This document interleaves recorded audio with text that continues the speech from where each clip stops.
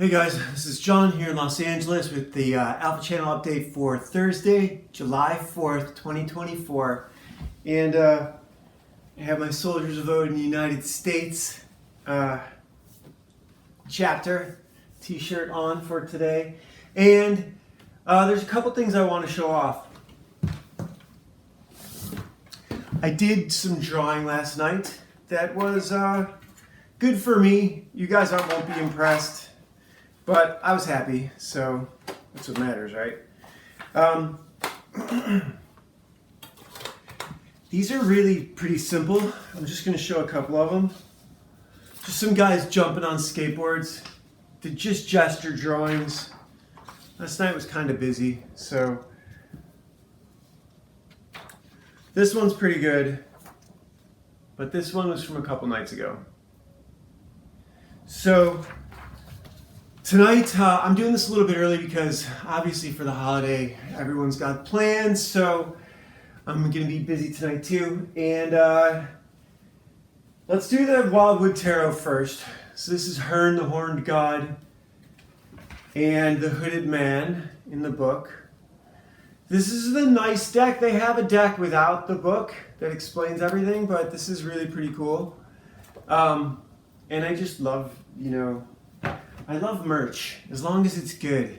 Tickets and merch are where you make all your money. And I love having things like this to give away. So so this is the Six of Bows, the Stoat. Is it the six? The Page of Bows, Stoat.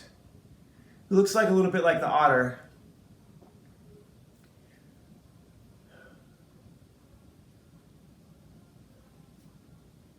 Yeah. And today we have Conan 240.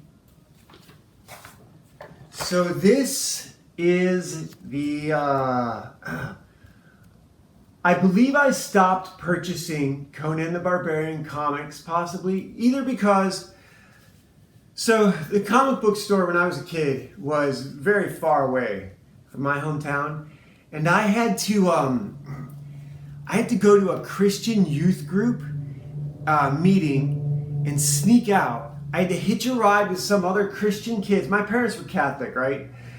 And they sent us to some retreat one summer because we never went to camp. And I used to have to go to a Wednesday Christian youth group and then sneak out after the opening sort of remarks and run to the comic book store and buy whatever I could get really quick, usually X-Men and Conan. Batman and Superman and Spider-Man were a little too juvenile. Punisher, I loved the Punisher.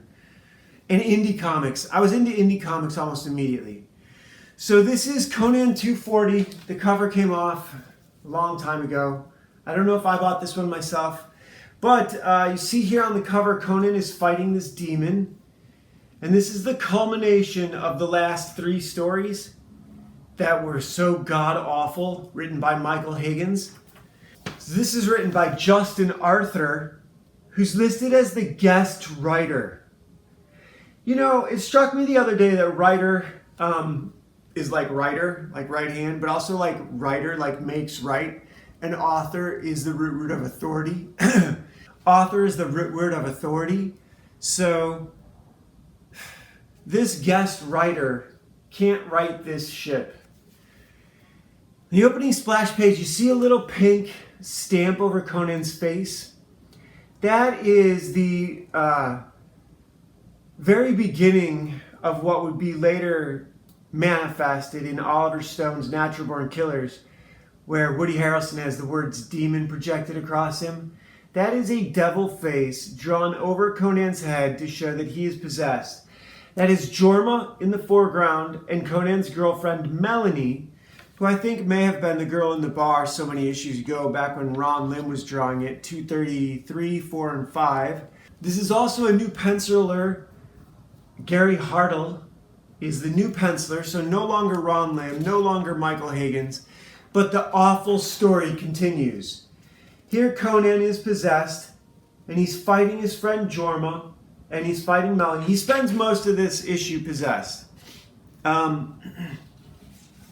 Conan's scale also changes. He goes from 180, 170 pounds to 180 pounds, like 230 in some panels. So he's very inconsistent in terms of his body mass. Sometimes he's as big as I am, and sometimes he's got, 30, 40 pounds on me. Here we have our obligatory flashback, where what's going on is explained. Basically what's happened is they've finally caught up to that witch who was present in just a few pages of the first two books, 233 and 234. I don't think she made an appearance in 235 at all. But this book explains everything. And this leads me to believe, oh look, this awesome ninja ad. This leads me to believe that this book was completely dictated by the Jews who run Marvel Comics. This absolutely is a white humiliation ritual.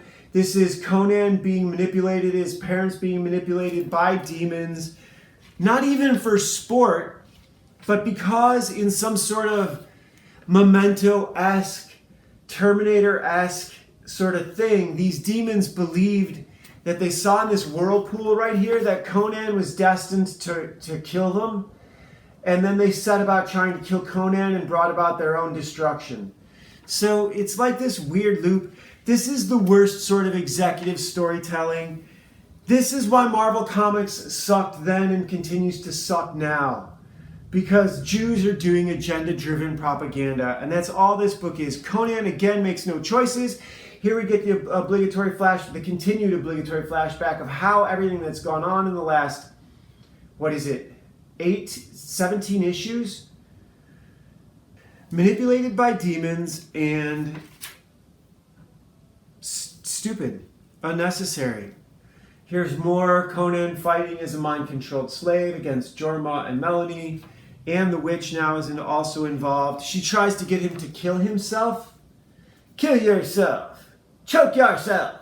Right? So Conan's going to kill himself, and that's where he wakes up and fights back. I don't think he throws a sword in this one, though. Conan doesn't make any choices. He certainly wouldn't make any choices like throwing his sword. All these choices are made by other characters. Wait to see how it ends. This is so bad.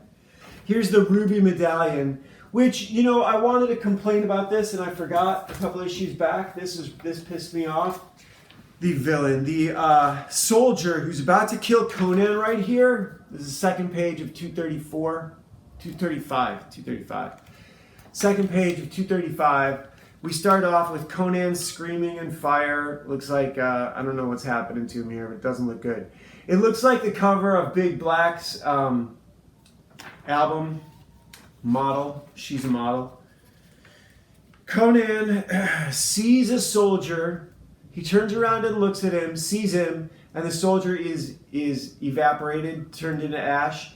Because of the medallion we learned down here that Conan is wearing around his neck, but Ron Lim couldn't have been bothered to show us. So you get that? The medallion that's in here on this next page killed that guy, and it's not even in the frame. It's not even in the panel. It's not in this page. It's up here. So that is frustrating. And it was frustrating to me that I didn't even show that to you guys. But here it is again, the skull face. It was a ruby amulet back then. It was a ruby amulet, but now it's a medallion. Because this colorist, I don't know if this is George Russo's. Nell Yomatov as the colorist, so maybe she didn't get that. Maybe the other issues hadn't been published yet. Some of them probably would have. But she didn't read that it was a ruby amulet, and she made it silver, and so they called it a medallion. It's little things like this, little things like this really mess up a comic. They mess up a story. Wait till this, and it only gets worse. So here, the witch commands Jorma to kill Conan. She's got Conan in thrall, right? Enthralled. He's her thrall. And he's hypnotized or mesmerized or frozen in place. And she commands Jorma to kill him with his sword. And Jorma tries, but Melanie gets in the way and gets killed for her efforts. And then Jorma spins and kills the witch.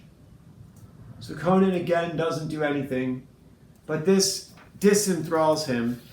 And out of the witch's corpse comes the demon who's been behind all of this from the jump.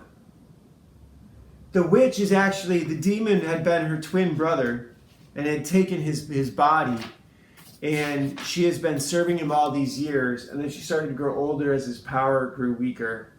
And now Conan's fighting him. And there's some good panels. I'm not going to knock it. The art on this page is really good. This would be a great page to own. It'd be an even better page if Conan had killed the demon himself, but he doesn't. Conan's killed lots of guys, but not this demon. Oh no.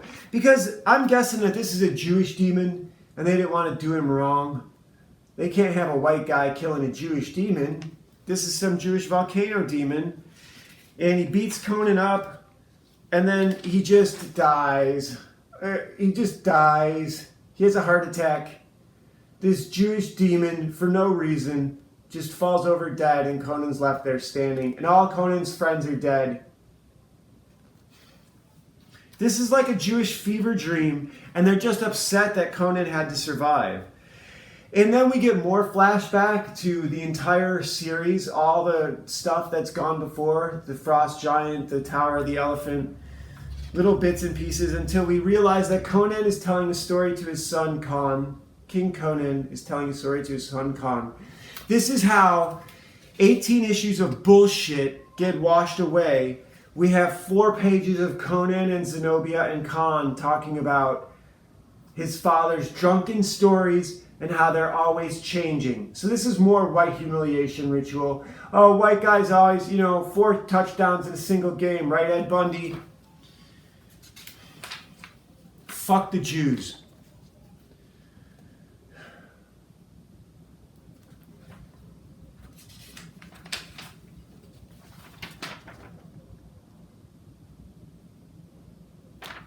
Fourth of July, from the dry land to the sea, the world must be free of Jews.